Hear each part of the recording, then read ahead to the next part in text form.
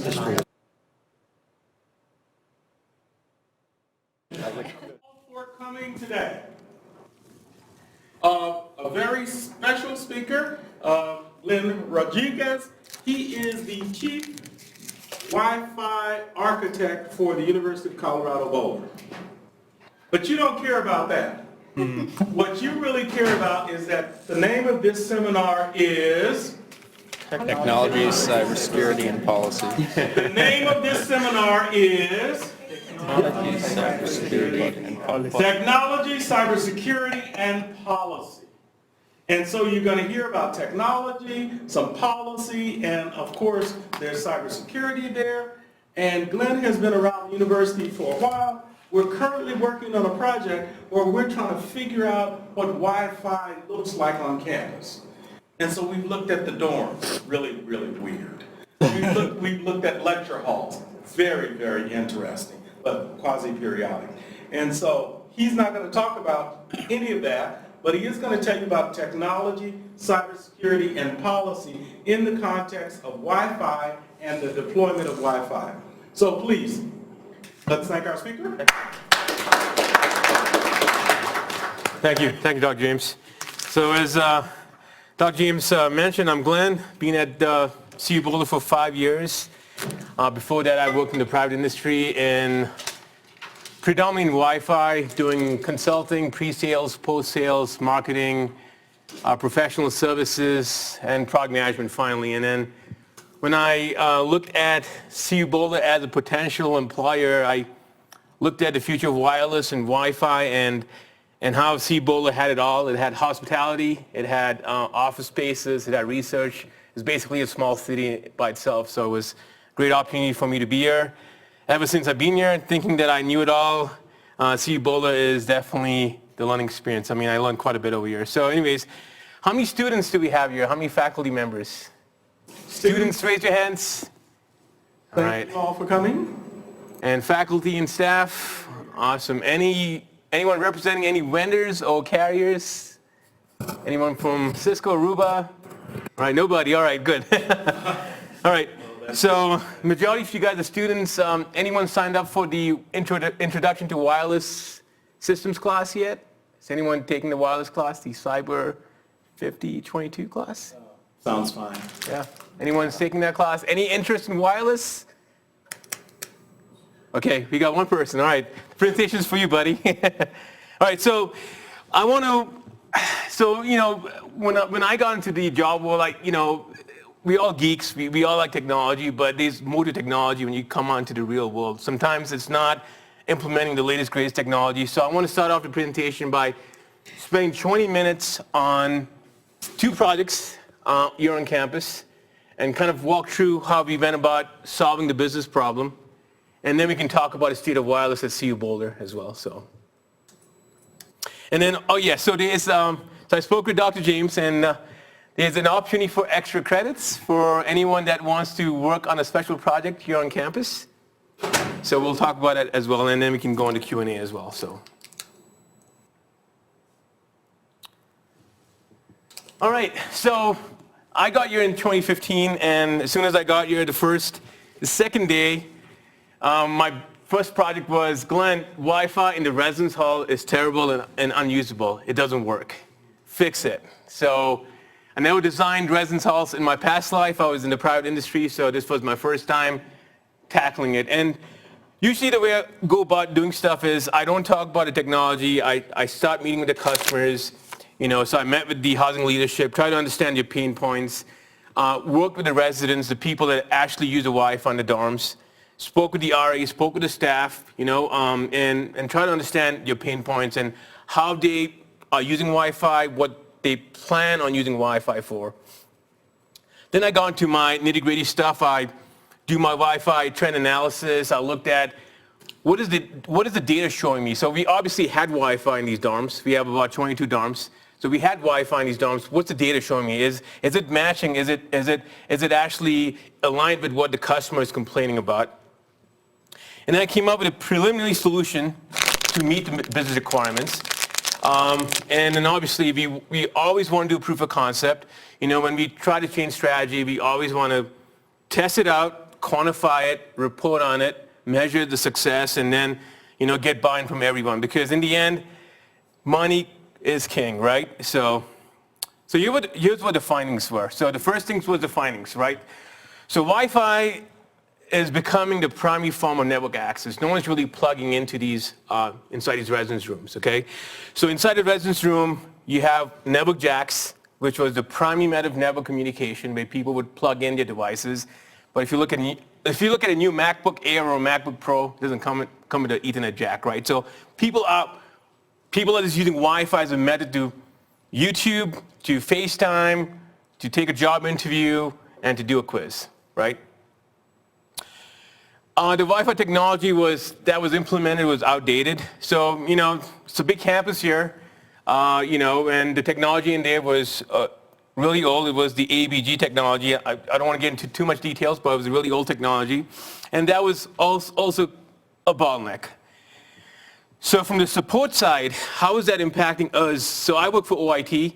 So how is poor Wi-Fi in the residence halls impacting the OIT staff? So we were getting about 250 support cases per semester, okay? So actually it's probably 250 cases per support agent per semester. So that's a lot of cases, and when you look at it from a support perspective, you go there, you try to help the customer get on the wireless network. If it's a design issue, there's nothing you can do about it. So these guys out in the field were just spending time trying to help the customer, but really not helping the customer. So then, I talked about getting to my system, interviewing the housing customers. I was able to validate their concerns with technical data through my Wi-Fi monitoring system. The complaints were reproducible on-site. So, usually wireless issues are not reproducible, but it's pretty obvious. And so the biggest thing, and I think Keith just mentioned it right now, is, all right, you know what? The university is not doing anything about my resident room, and I need to get better Wi-Fi. I'm just going to bring in my own Wi-Fi router, plug it in to the university-provided network jack, and get Wi-Fi services, right? Now, is that really solving the problem? No. I can talk about that for like 2 hours, but essentially, students were basically making the environment worse than it was by introducing your own Wi-Fi routers, okay? All right, so recommendations. So why were they making it worse? So the way Wi-Fi works as a protocol is it's a shared access medium. So you could be a Wi-Fi router, or you could be a wireless device. You could be a Wi-Fi router from company A, and you could be a Wi-Fi router from company B. But in a shared access medium, only one device can talk at any given time.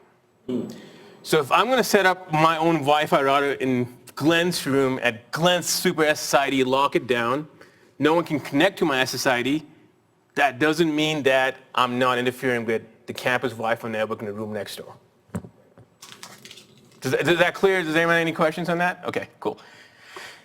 So recommendations: change the Wi-Fi strategy, upgrade the technology, do a pilot, come up with a proposed plan and budget to upgrade approximately 22 residence hall buildings, okay? So obviously, if you can read between the lines here, why was the Wi-Fi technology outdated? So when you're talking about millions of dollars to do something, people will wait until the right time to make that decision, and that decision has to be made in 5 minutes after 9 years of waiting, so. Okay, so anyway, long story short, it's very important to keep the customer, to inform the customer, translate your technical data into something that they understand, and then we all agree on what the next steps were. So the next steps was to come up with an objective. So what are we going to do here? We got 22 residence halls. OIT's got 250 cases coming in. We just don't have the staffing to go every single time and talk to the customer and say, we'll get to it when we get the money. That's not the right message for our students, right? So we sat down with housing, and we came up with a simple objective. Like, let's increase the residence hall Wi-Fi experience by creating a high-performance Wi-Fi network in a cost-effective manner. So the last part is the customer saying, make it cheap, right? Okay. All right. But Is a consequence of making it cheap also leading to poor quality? Yes and no. In this case, we got lucky. In this case, we got lucky. Lucky is good. So now we're talking about tactics. So how do I meet the business objectives, right? I obviously want to design for 5 gigahertz. 5 gigahertz has better bandwidth, and long story short, for Wi-Fi, you can push more traffic. It's less prone to interference. Bluetooth, stuff like that's on 2.4 gigahertz. And to a certain degree, it's more latency insensitive to Wi-Fi applications, right? So that's number one. The second thing is we want to design Wi-Fi. We want to design the Wi-Fi to be dominant inside the room. So in the past, and you guys can see this if you walk in the hospital and stuff, you'll see APs out in the hallways, right? Because in the past, Wi-Fi was designed for coverage, so it's put an AP there, it's really cheap to install, pull a cable, and install an AP in the hallway. And so that was predominantly the way people used to design Wi-Fi networks, 10 years ago, right? What happens if you take the same approach and bring it, to the 2015, to year 2015, right? So the kids are in the rooms, that's where all the action happens, right? You come back from class from 5 p.m. till midnight or 4 a.m. in the morning, you have 4 or 5 devices and you're constantly pushing data. When you talk about 5 gigahertz, and if you have an AP in the hallway, it doesn't attenuate. It attenuates a lot, so it doesn't get into these rooms as good as 2.4. So we had to bring the APs inside the room. Now think about it. Every single support call that the guys go in to help out a student inside the residence hall, we had to go in pairs of 2. Liability, training, so, in case anything gets stolen, we're not held liable. So it's a very complicated process. What I was proposing is mission impossible. How on earth would be putting Wi-Fi APs inside residence room, right? But that was what design called for. We're trying to tackle the business problem. So performance, design based on applications and devices used. So in the past, it was Wi-Fi for coverage. Now it's Wi-Fi for everyday use, right? Quizzes, YouTube, calling your parents, taking them to a job interview, all that stuff. The other thing that we realized is I had to customize and optimize the Wi-Fi. So it wasn't just like, okay, here's a design, here's a fancy heat map, here's my RSSI signal readings. I had to kind of sculpt it in such a way that, hey, if I'm Glenn, I'm walking to Glenn's room, and Jim's walking to your room, that your devices would connect to the AP that it was meant to be connected, so the bandwidth calculations and the airtime utilization and the spectrum efficiency would all work out perfectly. So it was just not about taking AP, slapping it up there, and just letting the vendor do its black magic. That wasn't working. It wasn't working to begin with. One of the findings as well. So Jim, how do I get an AP up in the ceiling? How do I get an AP inside the residence room? Well, I decided to leverage existing network wired jacks inside the residence room. So no pulling cables. So the goal was, hey, we already have an existing asset there. We spent a lot of money pulling cables inside the residence rooms when the buildings were built. Let's leverage that as a pathway and slap an access point on that jack. Okay, so I'll show you guys some data and stuff in a bit. But the analysis was the proof of concept was successful. We tried it out on one building. It was ARNet. So I remember ARNet really well. And we ran it for 6 months. We got positive feedback. It met the business objectives. And when I say business objectives, I'm talking about cost and time. Can we scale? And so since early spring 2016, we upgraded 22 residence hall buildings to the same approach, and we accomplished that in 2 years. So keep in mind, again, students are always inside the residence halls. So when did we do this? Thanksgiving break, holidays, spring break, summertime. So it wasn't like 2 years, it was basically weeks to knock this out.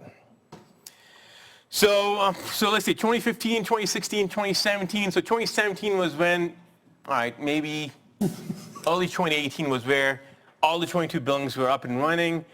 And as of fall 2019, so fall 2019, the first 2 weeks are our peak periods. I mean, everyone's busy in OIT because that's when all the new kids come in. And that's when we have a lot of cases. I mean, we always have 100 cases. So it was really good for us to see that 2 years later, after doing this work, the Wi-Fi is still holding really good. We only had 22 cases in approximately 8,000 beds. So, I'm just taking 22 residence halls and seeing how many people stay in it. So 22 cases over 8,000 beds reported in the first 2 weeks, and 80% of it was like, how do I get on USB wireless? So it wasn't even related to OIT. So it was awesome. I mean, I was happy. So, all right. So that's me back in 2015. So some quick snippets.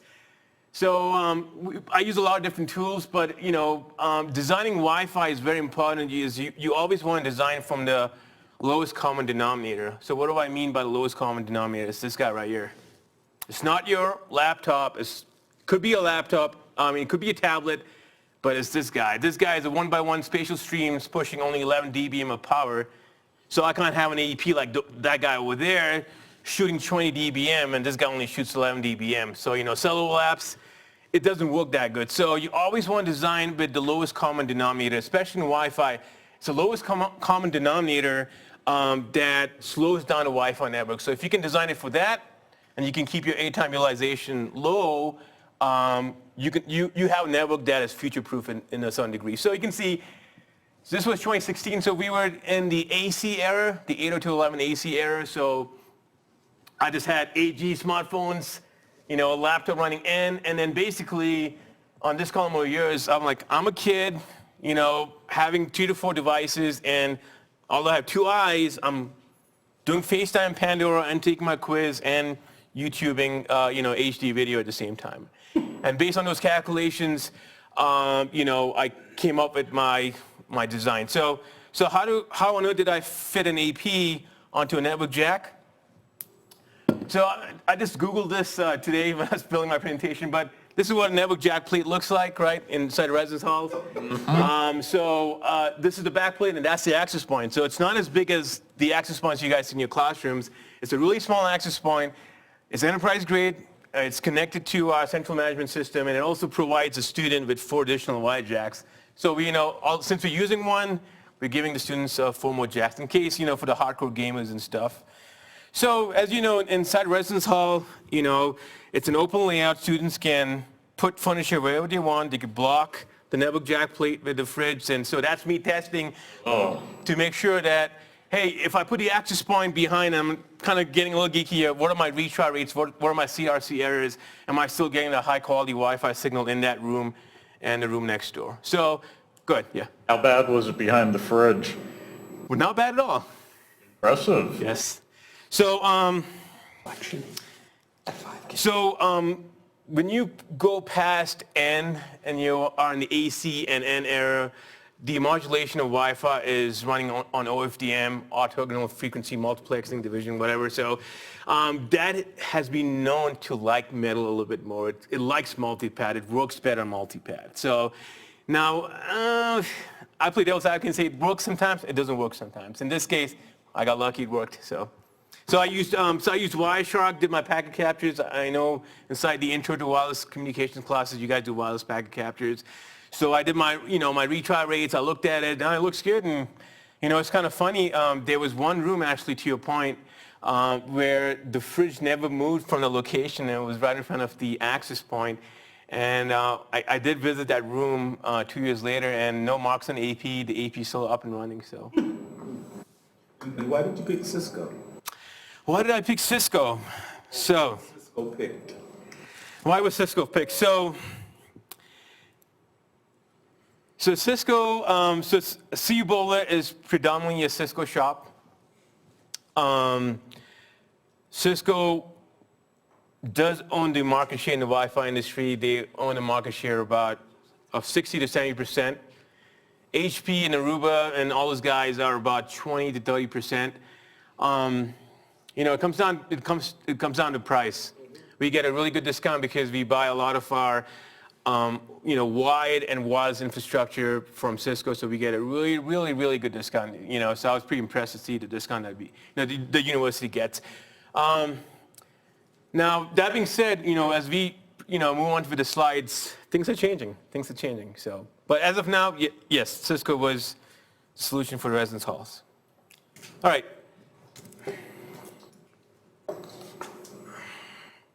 Let me see if I can zoom out a little bit. Can you guys see the screen? Okay. So here's the old design, right? So here's, kind of what we talked about. APs in the hallways, right? Traditional design. Hey, nothing wrong with that. We all did it. I used to do that 20 years ago. Gray means bad, high level. Green or yellow is good. And as you can see, these are the residence halls. And you can see how much residence halls are actually covered by, the old way of doing Wi-Fi, okay? On your right side is the new design. And we are putting the APs inside the rooms. And you can see at 5 gigahertz, it's looking pretty good at Next 65. Next 65 is just the threshold that we use to measure the quality of signal strength. A lot of vendors use different numbers, but I stick with Next 65 for my reasons. But as you can see, now we're solving the business problem by improving Wi-Fi in the space that people actually use Wi-Fi, not in the hallways. No one's sitting out in the hallways watching a movie. No one's making a call out in the hallways, right? No one's using Wi-Fi in a shared bathroom. So, people are using Wi-Fi inside your rooms, and that's where Wi-Fi needs to be. So that's where we're deploying Wi-Fi. So one big important point I forgot to mention was, going back to this, is remember the objectives. You always have to listen to your customers. Cost effective. So what's the cost of this guy over here to me? $250. What's the cost of that access point over there? $2,500. So that's how I was able to meet housing's budget requirements. Go ahead, yeah. What area is that Pac-Man on the right? What area is what? The Pac-Man shape. Oh, that's a shared bathroom. Okay, that doesn't really need Wi-Fi? So it does. No, it does. I mean, and we'll talk about it. So we want to make sure that people can use Wi-Fi calling, in all spaces inside a building is very important because carrier coverage does not get in. It's very important. So the map that you're seeing over here is 5 gigahertz. We also have 2.4 enabled. 2.4 bleeds everywhere. So this is just a graph to show the 5 gigahertz because the focus was let's get the high bandwidth, high performance spectrum inside the residence halls. But yeah, almost every single spot is covered. So, and if you want, you can shoot me an email. I can send you some more data so you can see it and play around with this stuff. All right, so here's the other thing. So now remember I talked about this design is all about this plugging an AP and seeing that it works. So here's the new design. With the out-of-the-box configuration. So basically, plug in the access point. Regardless of my design, Cisco's artificial intelligence doesn't give a damn. So it's just going to blow up this access point to cover a big section, pretty much the entire wing, right? And that's how Wi-Fi works. I don't want that because I'm reintroducing the problem that people were telling me, which was Wi-Fi is unusable and slow. So based on my capacity, document that we talked about before, like those devices and the applications. I really wanted this access point to serve about a room and a half or a room to two, and that would keep everyone happy. So implementing a new design with a custom profile created just for that building was what solved that problem for me. So I kind of sculpted up, and that's the stuff that you play around with the protocol and you kind of make it work. Okay. All right. So if I micro cell size this, am I going to cause an issue for my support team? Because you know what? Remember, if one AP goes down, now the AP is inside the room. It takes a party of two to go inside the room, form an appointment, make sure, hey, are you okay if you come in your room, and move your table and move your furniture to touch it. So I had to plan for redundancy as well because I did not want that to happen as well. So that could be a fallback of high performance design. So redundancy is very, very important as well. So, part of the tuning of the system and customizing the system was to make sure that in the event one of these APs goes down in a room, can I at least see 2 or 3 more APs in that room at 5 gigahertz? I don't care about 2.4. 2.4 can go anywhere it wants. And I was able to achieve that as well. So So as you can see from this graph, I know the resolution is pretty bad. The old design, if an AP died, 52% of the scope had no other AP to service it at all. So that was bad news. And since we were running old technology that APs were like 10 years old, we often had those. So I didn't want to repeat that problem. So as you can see, if I have 24 plus 33 plus 22, that's roughly about 60, 70%. 70% of the scope, and you can see 70% of scope is actually inside the residence halls versus the shared hallways, right? Had at least 2 or more APs to provide coverage to the residents. Now, granted, if an AP did go down here, what would happen? If this AP went down here, could students connect? Yes, but what would be the performance? It would be a small performance hit, right? But at least they have internet. At least they can do something about it. So what does it mean, a small performance hit? A small performance hit. It could be a big performance hit as well. So, I mean, kids want access. yes. So, good point. It depends on what the wireless Wi-Fi environment is like. At that point, let's say, for example, this AP went down. Okay, so I know that I have at least 2 or 3 APs servicing that room. Now the question is, there's 2 or 3 primary APs that are servicing that room. What are people using those APs for? Now, people just using it for like emails and low bandwidth applications, not a big deal. People are using it, it's a performance hit, So the more people come on to a system, it creates an issue. So, all right. So that was the whole residence hall Wi-Fi upgrade. So, and let's move on to campus public safety radio system. So any questions with the residence hall stuff?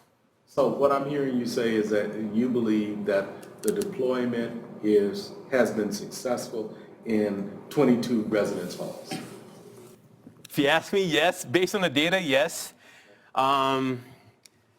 We always take student surveys, and students are always demanding, they give us okay ratings, average to above average. It's not spectacular from a subjective feedback perspective. Yeah. So then are they comparing, and you may not know this, are they comparing to what they have at home? Or do they want more and more and more and more access or bandwidth or something? So that's a really good point. So there's one issue that we do have here that relates to the experience of running a home Wi-Fi network. So when we run an enterprise Wi-Fi network, there are certain things that we do to keep the network secure, and there's a certain way we architect the network from an IP subnetting perspective, right? So when I'm at home, I have all these headless devices like Chromecast and Apple TVs and all these IoT devices that can only work if they are all on the same subnet, not on the same network. So as of right now, that's a limitation. We cannot provide that level of home consumer network experience inside a residence hall, but we are tackling that situation as we speak. So. And so security is playing a role there. Yes, it's really a security, it's really security and a policy issue, but it definitely ties into the overall Wi-Fi experience issue. It's like, hey, I could connect my Wi-Fi printer to my Wi-Fi router and my Apple TV and my laptop, and I could see it all. Doesn't happen inside residence hall. Every single device gets round robin into its own subnet. So, yeah, good question. Yes. Do you still see students trying to abuse by bringing their own routers? No, it's gone down. So keep in mind, some students accidentally turn on Wi-Fi hotspot on your phones, Wi-Fi printers on their phones. So things will always happen. We always monitor for rogue access points, but people are not intentionally setting up rogue access points. I think that would be a good statement to say that. So, and we don't go and track them at this point. It's like, hey, we only got like 1 case per month in an 8,000 bed. Yeah, we're okay with that point. So, all right. Any other questions? Yes. Your power consumption was quite increased. Did you have any PoE issues? Yes, PoE is obviously, so when we talk about like quadrupling the number of access points inside a building, there's a lot of calculations in the back end that the wide switch team conducts, from a switch perspective. All of these access points are .af. So it's, so luckily I got lucky there. It was just 15 watts per access point on the end technology. Now, as we move forward to AX and stuff, we might have to upgrade the power needs on the wide side as well. So, yeah. Any other questions? Okay, public safety. So when I thought I could get like some time off and the res house was almost completing, the strategy was completed and the guys were deploying it, I was like, hey, time to relax. And then I got called in and said, Glenn, we have an issue. I'm like, what? It's the walkie-talkies. What happened with the walkie-talkies? We have a public safety issue on campus. We need to fix it soon. OIT is responsible for making it happen. So I was like, huh, walkie-talkies? All right, let's see what we can do. So basically, we had a couple of active harmer incidents here on campus a few years back. And we also had 2 incidents during one of our biggest football games 3 years ago where the decision makers to make some decisions could not communicate to each other and from a public safety and life safety issue. So that's all I can say about it. So essentially that's how this project got kicked off. So that was the problem statement. Those are the words that I got from the chief of PD. Our radio system doesn't work. Our officers' lives are at risk. Fix it. All right, so what do I know about public safety? Nothing. So I started speaking to customers, understanding, hey, what's going on, guys? It's like, Glenn, no one's funding our radio system. It's 20 years old. My portable sucks. It doesn't work. The audio is choppy. I can't talk to my partner agencies like City of Boulder, Boulder County Sheriff's Office, Longmont. I can't talk to SWAT team when you come in. It sucks. So, I started getting all this information in, and I wasn't a subject matter expert here, so we hired a third-party consulting company to come to do an audit. Hey, tell us if the infrastructure is really crap. Tell us if there's more problems that we have here on campus, and what is it going to cost us to fix it, right? And there's a reason why I just listed the same bullets that I listed in Resinol, because this is the process I go through literally every single thing. If I know it or if I don't know it, I just kind of go through the same thing. So, all right, so did the public safety issue arise after you had deployed the upgrade to the Wi-Fi? Or was it sort of, they were meshing together over, what was it, staged, sequenced, or how did it actually manifest? So the public safety radio system is an independent radio system. It's a different technology. It's just, it's not related to Wi-Fi. But the way it was triggered was, again, very reactive. It's like we had a couple of incidents, that triggered. Get it done. Yeah, get it done. Yeah. All right, so same thing, findings. All right, the radio infrastructure, the customer said it sucked, and yes, it sucked. It's malfunctioning, it's out of compliance, it's end of service, the gear doesn't really work. The potables, so the CP calls them potables, basically walkie-talkies. Man, no one took care of these guys. These guys were running with 10-year-old potables, not serviced, the antennas were bent, the mics were bad, the knobs were broken. I didn't think they had the right technology, nor did they have the right spectrum. So the spectrum on the old system was VHF. VHF is great for radio communications, don't get me wrong, but our specific use case for public safety, our PD is not like a PD of a district where you have traffic cops running around. Our officers walk into buildings, and guess what our buildings are? Leads plus, Platinum plus, Gold plus buildings. VHF as a spectrum is bouncy, it doesn't get into buildings. So again, talking to customers and understanding how they use the technology for your business requirements was key for me to know that they didn't have the right spectrum. Oh, and the other thing was, that's what happened with the active harmer situation where, there was one officer on this side of the door and there was another officer on the other side of the door, and both were loaded, trying to engage with the active harmer, and no one knew that they were on the other side because they could not communicate to each other. So pretty scary stuff.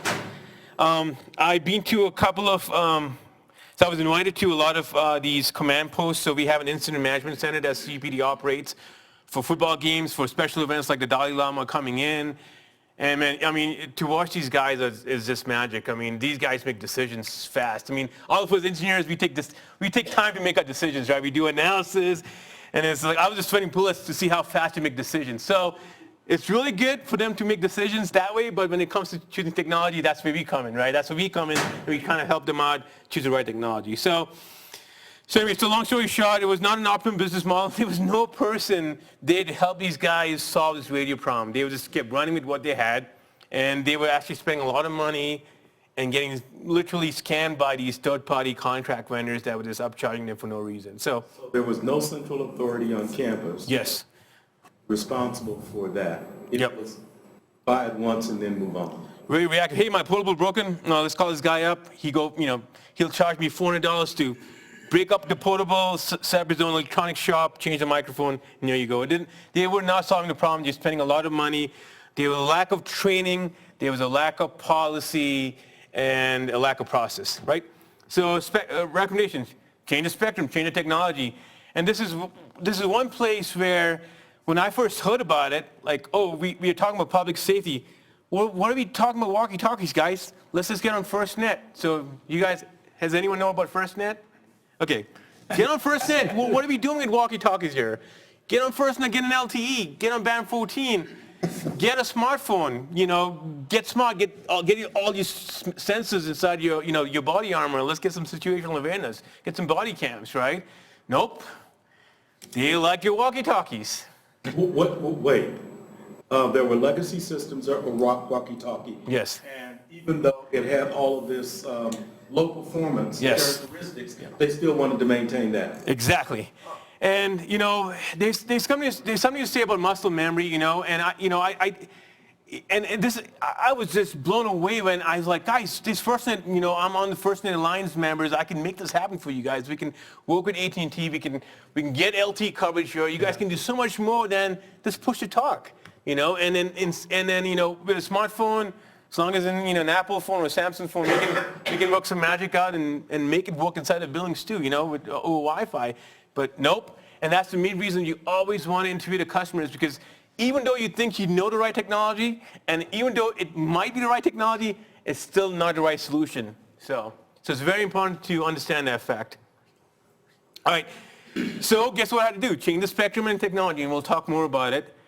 I had to maximize interoperability. So one of the biggest issues I saw with was the CUPD department was working in silos. It's only a 45 team of sworn officers, but when things get really bad, we call them for help. We call them for help from City of Boulder, BCSO. When all those guys come in here, our system is gone, and we can't talk to each other. There isn't a talk group, a channel plan for people to talk in different situations and incidents. So we had to maximize interoperability, because that's the biggest thing. If we had a mass casualty event on campus, it's not going to be the 45 sworn officers that's going to help us. It's going to be all of our agencies to come in, and then so we had to follow like the Department of Homeland Security, SafeCom procedure and all that stuff. So nothing was making sense. Nothing was making sense from a technology perspective, but it wasn't really making any sense from a policy and business perspective either. So we created a centralized model, and then we had to create a policy. And these are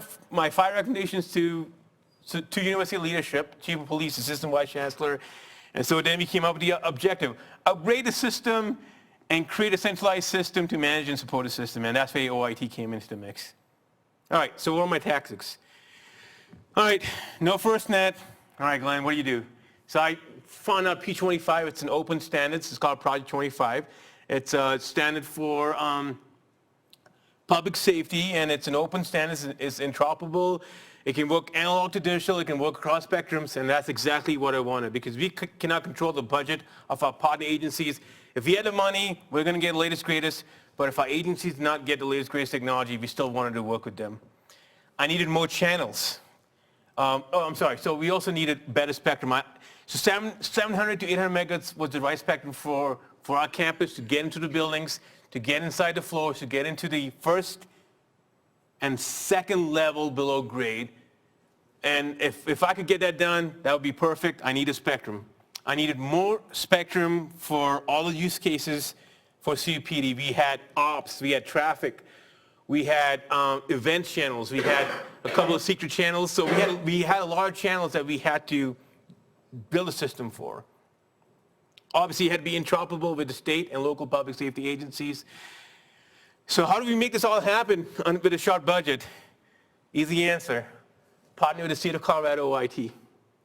So the state of Colorado has a decent public safety radio system, and this is all about investigating, going out there, meeting people, meeting customers, but meeting partners, meeting potential, agencies, and trying to see how this all works out. So I picked up the phone, called up the state of Colorado, and I said, hey guys, you know what? I know your system sucks in Boulder. You guys want some presence in Boulder to make your system better? I said, sure, why not? I said, all right, we'll make it work. We'll make it work. We'll get you some real estate on top of our stadium if you guys let us on your system with 12 channels and get us a P25 network with 12 channels and on 7,800 megahertz. So I said, done. So I just saved $4 million to the university. So the state of Colorado now has a 12-channel digital P25 phase 1 system sitting on top of Folsom, and we went live with it in spring 19. I'm sorry, so we did a proof of concept first, so it wasn't that easy. So we had them come over here, we set up a test repeater, a test antenna site on top of Folsom. We ensured our business requirements were met. In-building coverage was the biggest one. I didn't care about capacity because I knew as soon as we stack it up from 1 to 12 repeaters, we'd be okay. So everyone's happy. Going back, we made sure the new portables that we got for the offices, these are $8,000 portables. Whoa. $8,000 portables that just does push to talk, right? Wait, that just does push to That talk? does just push to talk. Yep. $8,000 push to talk? Yes. Why not get a whole bunch of cans and strings? Yep. I mean, it would be much cheaper. Yep. So that cost the university $1 million. So again, this is all about balancing cost, time, making a solution work, right? So the office is like an $8,000 portable, and believe me, it works really good. But I wouldn't pay $8,000 for a portable when I had Firstnet and this guy, but that's me. So it worked, and we got infrastructure for free, and we're on the state system. We can talk to everyone else.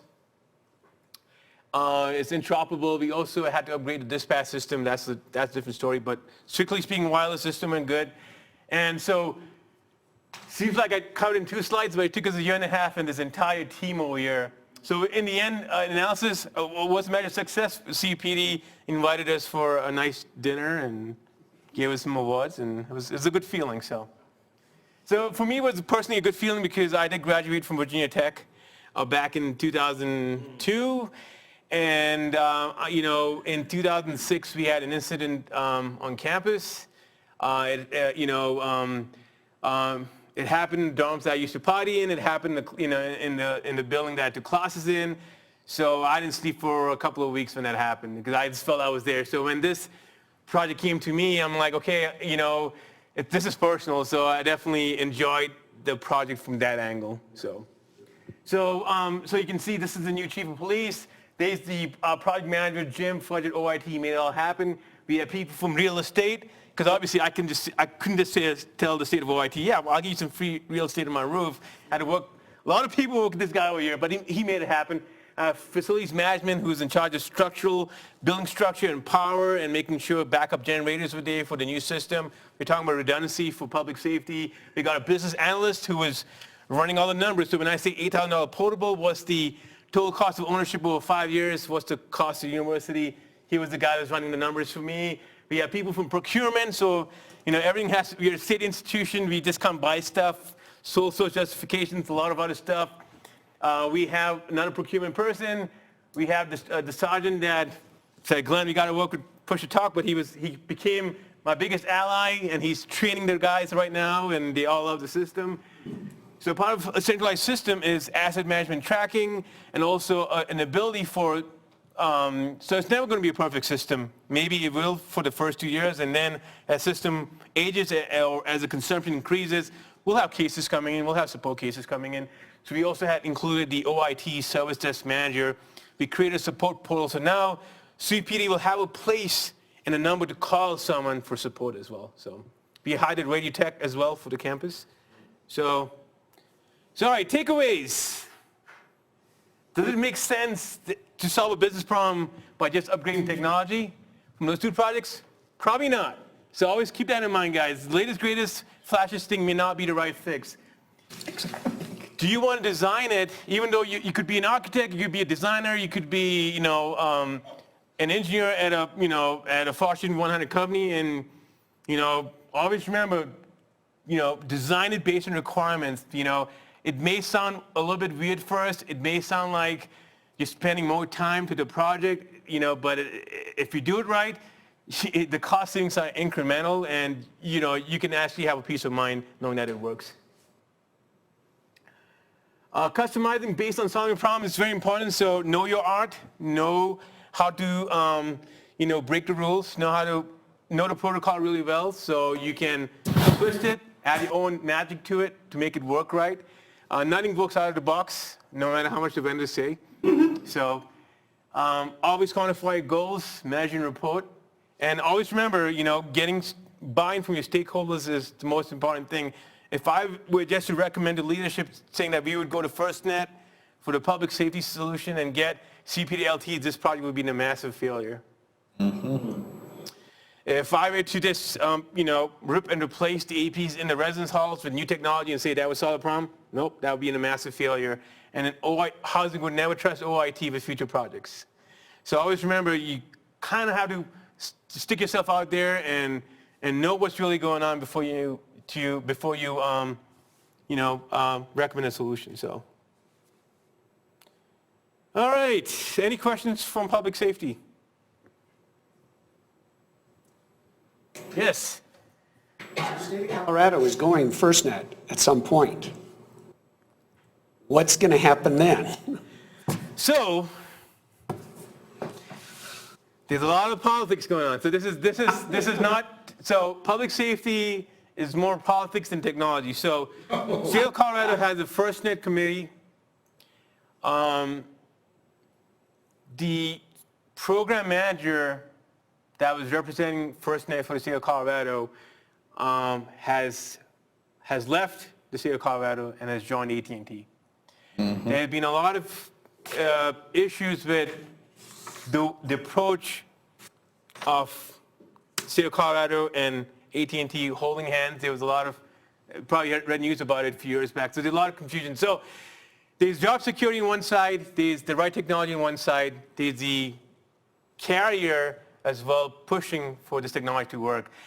I can tell you right now is that the department that is responsible for managing public safety systems and delivering SLAs for all the public safety agencies within the state of Colorado are not Firstnet allies.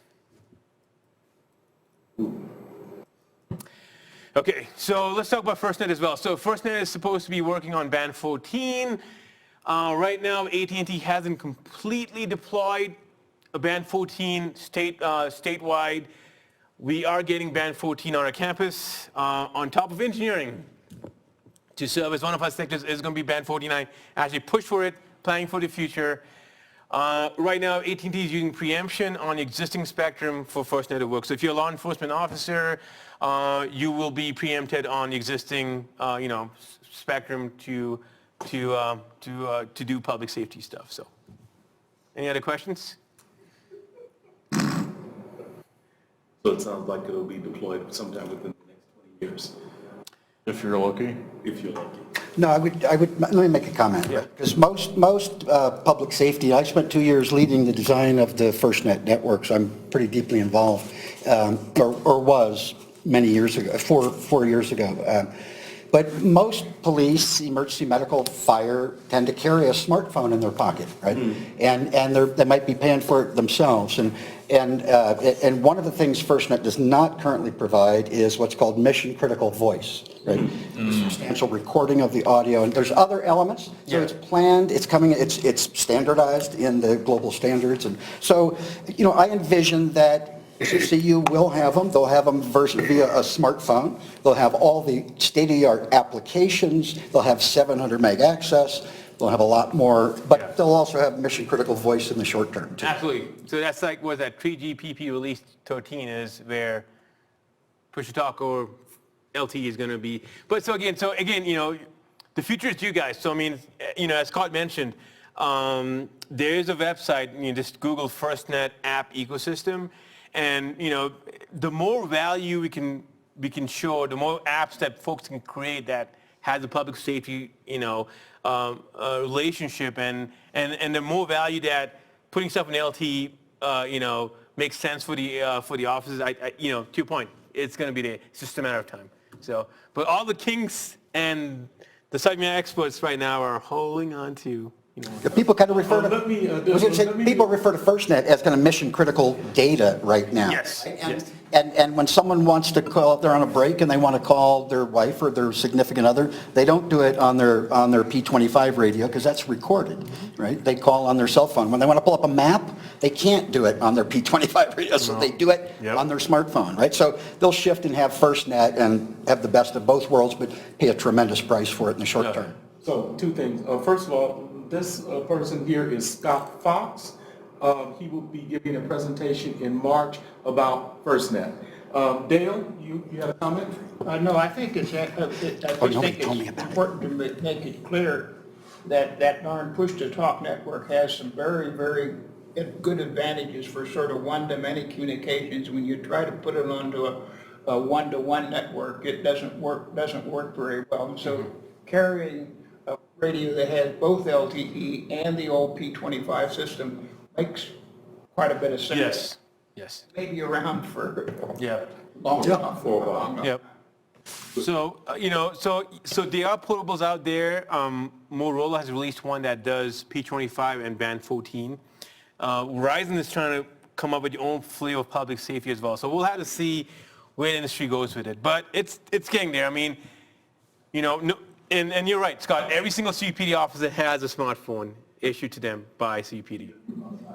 5 more minutes? That's it? Oh my God. All right.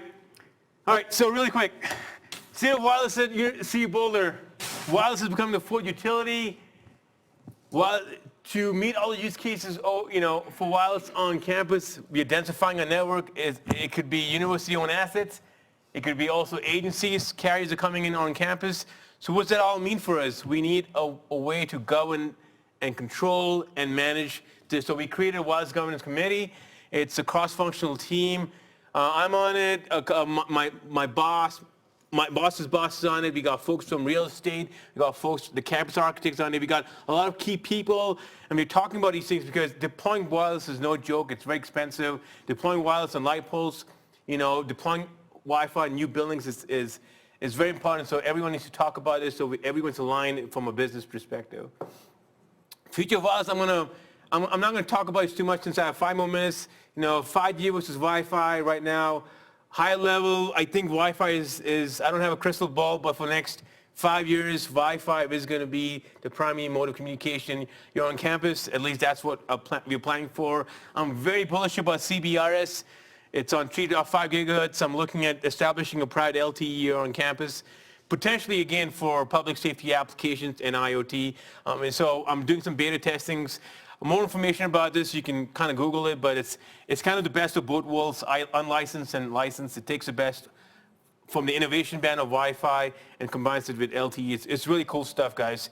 But you're also focusing on smart cities and smart universities. So I'm a member of the Colorado Smart Cities Alliance, and we want to make this university smart. If kids are coming here on campus, we want to make this, we want experience to be really good, all the way from public safety down to transportation and IoT sensors and all these air quality sensors. All these things are all about, a smart city. So moving on, state of wireless. We kind of talked about all these things over here. So the future.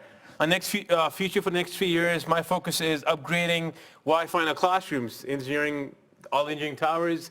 We want to get a high-density Wi-Fi network inside of classrooms. That's our biggest next challenge. We're getting a lot of complaints from faculty.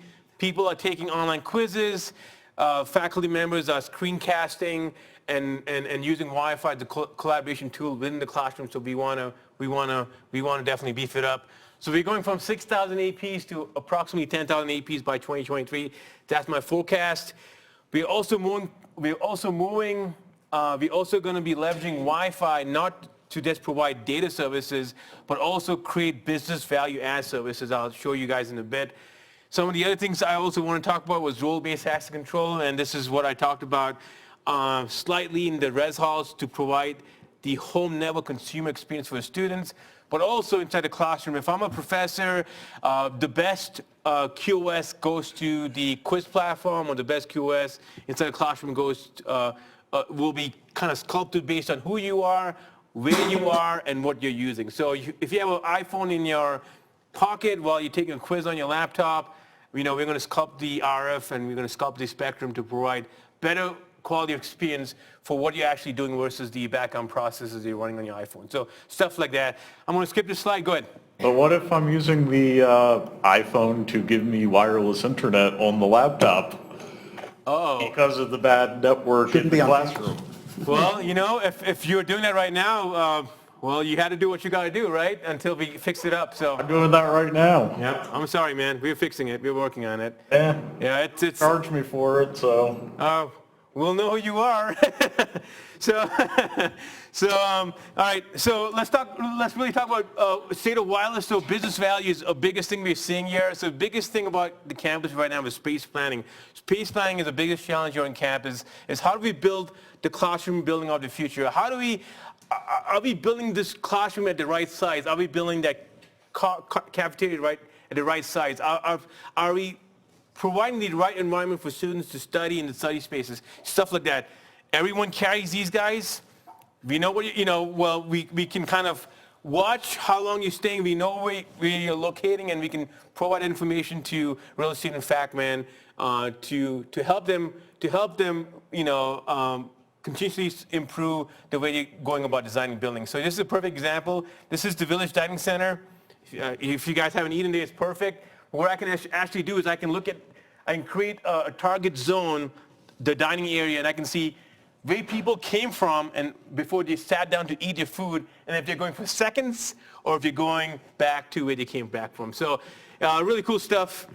So for example, 10% of people that went to the salad bar went there, and then the curry place, 10% went there, and a lot of people went back to the curry place. So it looks like on September 8th, the curry place had some really good stuff going on there. So really cool stuff. Really cool stuff. Public safety perspective, active harmless situation. People might be hiding.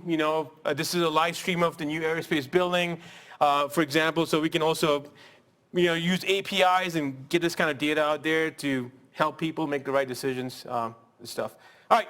Can anyone tell me where the Wi-Fi is in this? This is the aerospace auditorium. So the requirement for this, so keep in mind, there's a lot of requirements that customers give us. Well, I need to put at least 8 access points inside the aerospace auditorium, and the architect was like, you cannot put it on the ceiling, Glenn. You can't make my room look bad. You can't make my room look ugly, so. Okay. So can anyone guess where the access point is? Yes, Scott. What are the desks? Good. Speakers. Could be on the ceiling. Yep, could be. So, okay, so. They're not Could be there. on the ceiling. They're not there, right? Okay, you gotta see them. So, there a you few see times. this? You see the gang box right here? That's the antenna right there. Okay? So, it's a really bad picture. I took it off my iPhone, so. Should have been looking last time I was in there. Yeah. So that's the antenna right there. It's in it's a directional antenna. It's a 7 dBi dual band for antenna element antenna. Use extension cables. You're right. I'm hiding the access point somewhere else. That's what it looks like on the wall right there. So I can obviously screw this, get my tilt right, design it in my predictive tool set. And so not only am I meeting the high density design, but I'm also 2 minutes? Okay. Max. Okay, 2 minutes max, 2 minutes max. So this is how. 1 minute. 1 minute max, okay. So that's how I gotta keep the faculty happy, I gotta keep the students happy so they can't risk their grades, and I gotta keep the architect happy. So that's my concealed antenna solution there. Can you guys guess where the antennas are here? This is C4C, outdoor Wi-Fi. There are none. Right there, those are my antennas. Smaller than the speakers. Oh, that's great. Speakers. Yes. See, you know, they can put big cameras and big speakers, but when it comes to access points, they always give me hell, so. Put an I access know. point on top of that. Yeah. Yeah. RF interference. Okay, we gotta go. All right, guys, so anyways, that's